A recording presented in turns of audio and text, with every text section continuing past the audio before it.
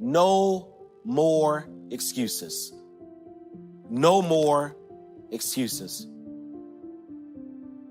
Beloved, we need to hear that, because I can't speak for you, but I can testify for myself that there have been some moments in my life when I have deliberately discerned what God required of me, and I excused myself from the plan. There have been times when my issue was not trying to figure out what God wanted.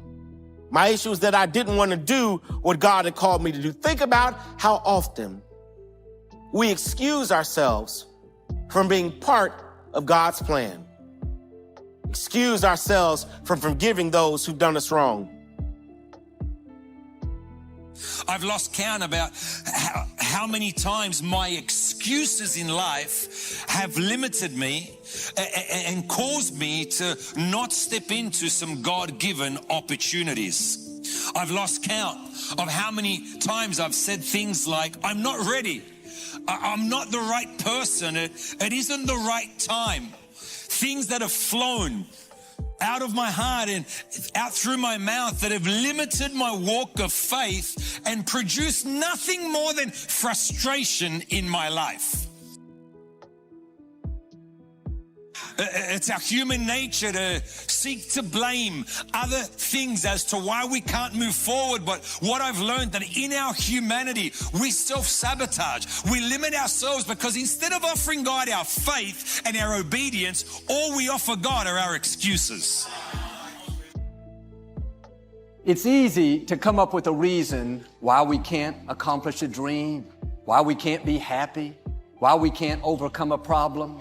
Excuses are a dime a dozen. As long as you're making excuses, you will justify staying where you are. Excuses give us permission to settle for less than God's best. You can find an excuse about anything. Are you allowing excuses to hold you back? What's stopping you? Are you too tired? Didn't get enough sleep? Don't have enough energy? Don't have enough time? Is that what's stopping you right now? Don't have enough money? Is that the thing? Or is the thing that's stopping you, you? I wonder how many things we would get out of defeat, depression, bad habits if we would just quit feeling sorry for ourselves, quit making excuses, and start moving forward. God is asking us today what He asked this man. Are you serious about getting well? Are you serious about overcoming that addiction, about finishing school, about moving past that disappointment? Then there's something you have to do. Get up on the inside, in your attitude, in your thoughts. In other words, shake off the self-pity. Quit reliving the negative. You're waiting on God, but God is waiting on you. If you will get up, take up your bed, so to speak, start moving forward, that's when you'll see things begin to change in your favor. Where is an area in your life where you're crippled, where Jesus is trying to make you well? Think of all the excuses that we make, all the reasons that we give for what we can't do. Jesus has a great question for us. Here's His question. Do you want to get well? Do you want to get well? I have to decide. I have to decide I want to get better.